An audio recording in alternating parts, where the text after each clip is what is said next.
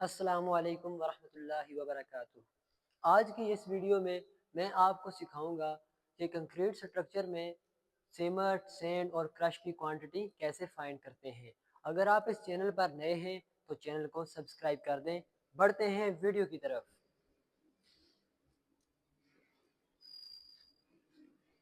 किसी भी concrete structure में सीमेंट, सैंड और क्रश फाइंड करने के लिए आपने ये स्टेप इख्तियार करने हैं।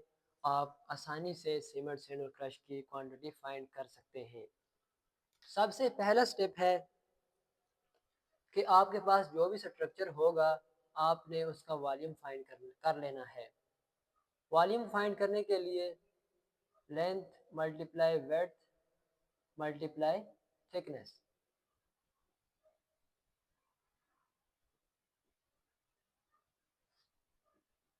आपके पास वॉल्यूम आ जाएगा। वॉल्यूम फाइंड करने के बाद आपने उसका ड्राई वॉल्यूम फाइंड करना है। ड्राई वॉल्यूम फाइंड करने के लिए आपने ये जो वॉल्यूम होगा इस वॉल्यूम को मल्टीप्लाई करना है 1.54 से।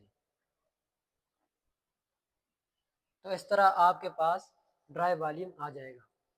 ड्राई वॉल्यूम फाइंड करने के बाद आपने रेशो की सिलेक्शन करनी है और सम ऑफ रेशो फाइंड करना है। आमतौर पर जब भी आप कंक्रीट स्ट्रक्चर में सीमेंट, सैंड और क्रश फाइंड करेंगे तो उस वक्त आपको ये रेशो गिवन होगी, लेकिन अगर ना भी हो तो आप इसकी मुनासबत से रख सकते हैं। मैं यहाँ पर मिसाल के तौर पर रेशो रखता हूँ 1:2:4। पहले आपने रेशो की सिलेक्शन कर लेनी है। सिलेक्शन करने के बाद आपने इसका सम फाइंड कर लेना है। इसके बाद आपने सीमेंट फाइंड करनी है। सीमेंट फाइंड करने के लिए आपने ये फार्मूला याद रखना है कि सीमेंट एंड रेशो, मेरे पास ये रेशो है। इस रेशो में पहले आप ये भी देख लें कि 1:4 का मतलब क्या है। 1 का मतलब सीमेंट है, 2 का मतलब सैंड है और 4 का मतलब क्रश है। सीमेंट फाइंड करने के लिए आपने देखना है कि आपके पास जो रेशो है उस रेशो में सीमेंट कितनी है divided by sum of ratio. या आपके पास अगर ये रेशो हो तो आपके पास 7 जवाब आ रहा है। आपने इसको 7 से डिवाइड कर लेना है। मल्टीप्लाई आपने करना है ड्राई वॉल्यूम के साथ से जो आपके पास ड्राई वॉल्यूम आया हुआ होगा। तो इस तरह आपके पास ये जवाब आ जाएगा CFT में। बिल्कुल इसी तरह आपने सैंड भी फाइंड करनी है। आपने पहले ये देखना है कि आपकी रेशो में सैंड कितनी है, फिर उसको डिवाइड करना है सम ऑफ रेशो से, फिर आपने इसके साथ मल्टीप्लाई कर देना है ड्राई वॉल्यूम को। तो ये भी आपके पास आंसर आ जाएगा CFT में।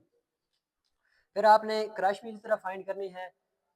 आपने देखना है रेशो में क्रश कितनी है, फिर उसको डिवाइड करना है सम ऑफ रेशो से और फिर उसको ड्राई वॉल्यूम से मल्टीप्लाई करना है। तो इसका आंसर भी आपके पास आ जाएगा CFT में।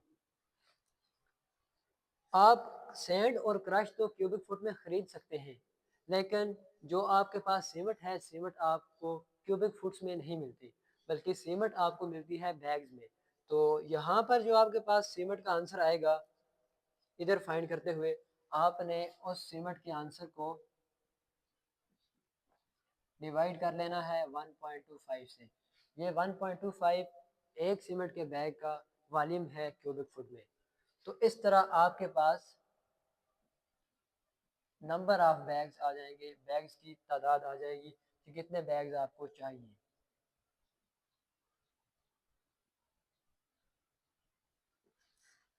ये है कंक्रीट स्ट्रक्चर में सीमेंट, सैंड और क्रश फाइंड करने का आसान तरीका। आने वाली वीडियो में मैं आपको एक प्रैक्टिकल करके दिखाऊंगा जिसमें एक स्लैब के अंदर सीमेंट, सैंड और क्रश फाइंड करेंगे। तब तक के लिए अल्लाह हाफिज़।